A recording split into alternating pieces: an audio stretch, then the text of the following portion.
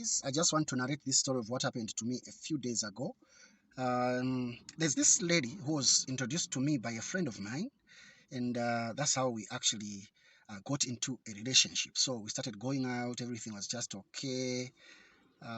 We've been in a relationship for some time now. I used to take her to so many different places. I would go to Pamo's Hotel. I would take her to Samfia. I would take her to the Kariba, anywhere. Talk of any place in Zambia. Okay. The only thing that I never did was to take her abroad. So our relationship was just rosy. Everything was sugar. Until a day when I saw a car. It was a Makex. Yeah, I saw a Makex car parked outside my gate. All right, where I stay, there's some bit of security and all that, so someone cannot just come into the compound without making an appointment. So I saw a car parked outside. Then, of course, was those people who were parked outside had no appointment to come into the compound, so no one opened for them because you need to use a remote for you to come into the compound. Then later on, a neighbor was actually driving out. So that same neighbor of mine is the one who opened the gate so that he can go out. So that was the time when I saw that Mark X also coming in. Then later on, I realized there were other 4 cars that were parked a bit far, so they also came in. Okay, so now there were 5 cars in the compound. So the compound was filled with a lot of cars because where I stay, there's already a number of cars, so everyone has a car and all that. So I said, oh my gosh, what is happening? Because this has never happened, that we have plenty of cars at once in the compound. So I saw 2 men coming out of a Mark X, that car that was parked near the gate. So I saw those 2 men coming out of a Mark X, and then they were talking to my neighbor who was about to drive out. They were asking him which one was my apartment and all that. So my neighbor said, oh, sure. Then he got scared because my neighbor also saw it to be strange that people can just drive into the compound without any appointment. Okay, so he was dilly-dallying there. He could not just direct them to where I was staying. So I was also very curious and I wanted to know what was going on. So that's how I actually came from up, because my apartment is up. I came down just to meet them. Okay, so that I can also find out what was happening. So as I was coming out, I overheard one giant of a man talking to my neighbor saying, there's a gentleman here who has been going out with my wife for a long time, and I have all the videos, I have the evidence. People have been sending, oh my gosh, this is something that I will never forget.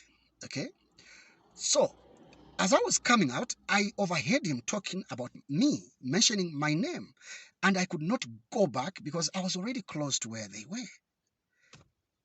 So what happens next?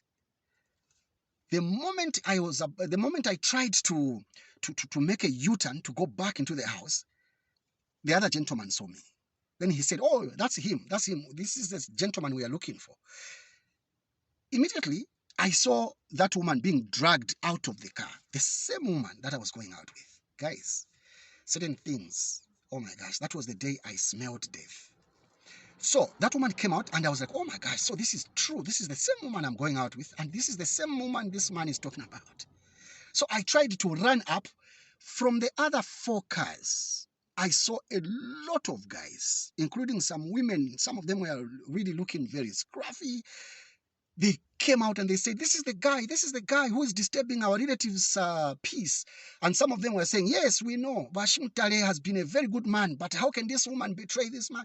They started shouting, making noise in the neighborhood. Everyone realized that there's something happening in this compound. That's how people came, Now, when they just came out of the cars, they ran to where I was. So I ran upstairs. Guys, the moment I got into the house, they also came near the door. Now I locked the door because it was really dangerous. The guys had some stuff to use, like they were ready to kill me. Okay, so that's how I locked the door, went inside the house. Then they tried to break the door. So the door was broken somehow, but where they broke, they could not pass. The blockage was, too small. So some of them said, no, the door is too hard. Let's go through the window. So some of the guys passed through, the window, and then they started breaking the window. That's how the window, fell. The whole window fell, like everyone could pass now. So the guys said, yeah, we found where to pass. So they were all coming to the window, and they entered. They came inside. Guys, these guys were ready to kill. They said, we are not going to spare him because the courts of Zambia are not going to arrest this guy. What they'll do is they'll just, charge him and all that with all what he's doing. So it's best we just do what we call mob justice. So they were ready to kill, and I could even smell death.